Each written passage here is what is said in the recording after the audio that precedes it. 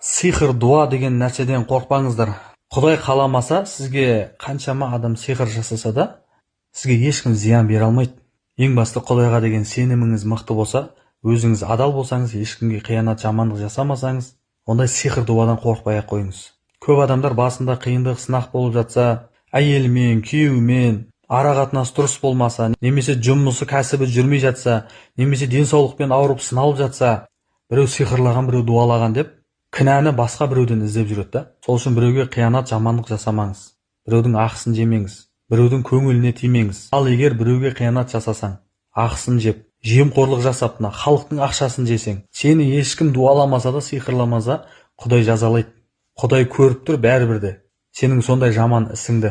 Құдай сенің сол жаман ісіңді қой, басқаларға зияндық жасама деп сынақ берсе, сен қаншама молдаға барсаң да, ол қиындығыңды шеше алмайды. Өйткені зәбір көрген адамның дұғасы тіке қабыл болады деген. Немесе саған ешкім дұға жасамаса да, қарғыс айтпаса да, Құдай бәрібір сенің сол жаман ісіңнен, алаяқтығыңнан, біреуге жамандық жасағаныңнан жазалап, денсаулығыңмен, балаңмен, дүниеңмен, отбасыңмен сынап қояды. Сол үшін жолыңды ашам, сиқыр дуаңды қайтарам, жыныңды шығарам дегендерге босқа ақшаңызды шаша бермей, өзіңіздің қателігіңізді дұрыстаңыз.